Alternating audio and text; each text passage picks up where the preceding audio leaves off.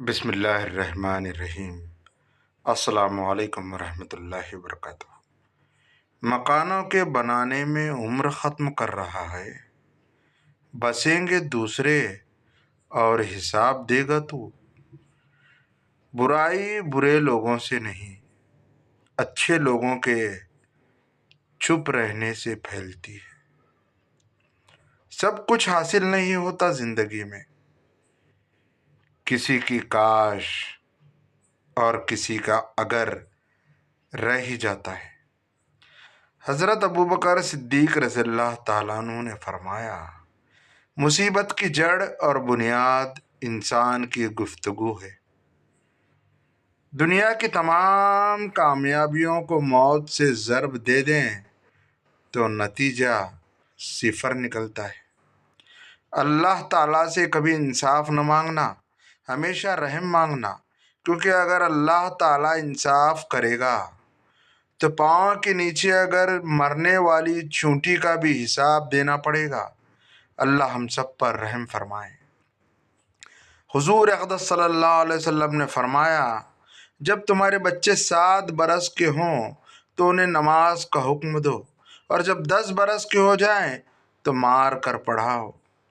ابو ہریرہ رضی اللہ تعالیٰ عنہ کہتے ہیں کہ رسول اللہ صلی اللہ علیہ وسلم نے فرمایا، تم اپنے باپ دادا کی قسم نہ کھاؤ، نہ اپنے ماؤں کی قسم کھانا اور نہ ان کی قسم کھانا جنہیں لوگ اللہ کا شریک ٹھہراتے ہیں۔ تم صرف اس کی قسم کھانا اور اللہ کی بھی قسم اسی وقت کھاؤ جب تم سچے ہو۔ اپنے بچے کو شیطان نہ کہیں۔ دیکھیے، بہت سے ماں باپ بچوں کو غصے میں شیطان کہہ دیتے ہیں۔ اب اس کے کچھ معنی میں بتانا چاہوں گا کہ لفظ شیطان کا روٹ ورڈ کیا ہے۔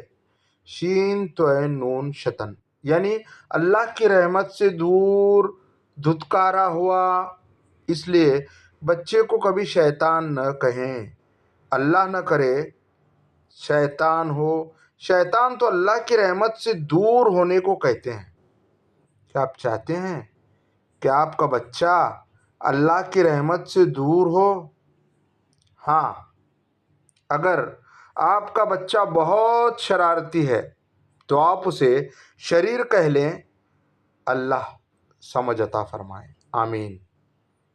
جو مل رہا ہے تمہارے لیے بہتر ہے، تم نہیں جانتے، لیکن دینے والا تو خوب جانتا ہے۔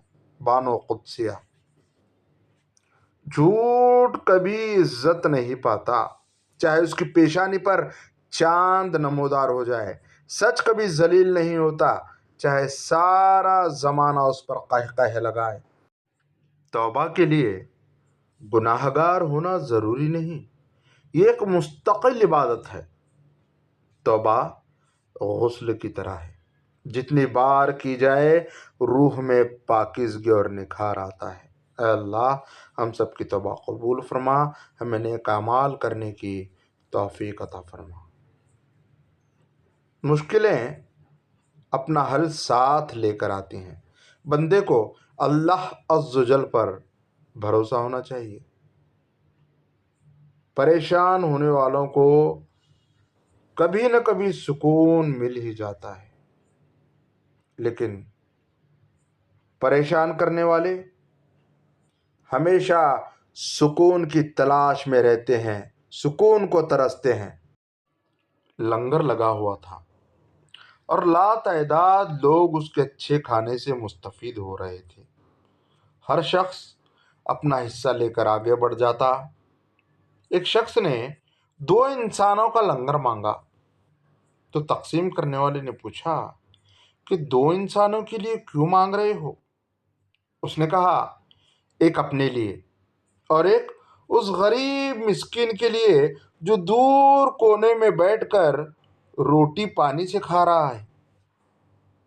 لنگر تقسیم کرنے والے نے کہا، یہ جو لنگر سب کھا رہے ہیں وہ اسی شخص کی جانب سے ہے اور اسی شخص کی جانب سے تقسیم کیا جا رہا ہے، اور وہ ہمارا خلیفہ ابو بکر صدیق رضی اللہ تعالیٰ عنہ ہے۔ سبحان اللہ۔ والدین کی طرف دیکھنا بھی عبادت ہے۔ رسول اللہ صلی اللہ علیہ وسلم نے فرمایا، نیک بچہ جب اپنے والدین کو نظر رحمت سے دیکھتا ہے تو اللہ اس کے ہر بار دیکھنے کے بدلے اس کے لیے ایک مقبول حج کا ثواب لکھ دیتا ہے۔ صحابہ نے عرض کیا کہ اگرچہ وہ ہر روز 100 مرتبہ دیکھے تو؟ آپ صلی اللہ علیہ وسلم نے فرمایا، ہاں، اللہ تصور سے بہت بڑا اور نقص سے پاک تر ہے۔ سبحان اللہ۔ زندگی میں دکھ جس شدت کا بھی ہو، اللہ نے آپ کو آپ کے حصے کا سکھ بھی ضرور دینا ہے۔ آپ کا حساب کتاب شاید غلط ہو جائے، لیکن اس کے پاس سارا حساب کتاب بالکل اپنی اصل حالت میں موجود ہے۔ وہ اگر دکھ سے گزار رہا ہے تو سکھ بھی اس کے در سے ہی ملے گا۔ زرد پتے جہاں سے گرتے ہیں، سبز پتے وہیں سے ہی نکلیں گے۔ جب خلوص ختم ہوتا ہے تو سادگی رخصت ہو جاتی ہے۔ جب بناوٹ اور سجاوٹ جنم لیتی ہے اور لوگ تکلفات میں پڑ جاتے ہیں اور اپنے باطن کو پاکیزہ بنانے کی بجائے اپنے ظاہر کو سجانے میں لگ جاتے ہیں۔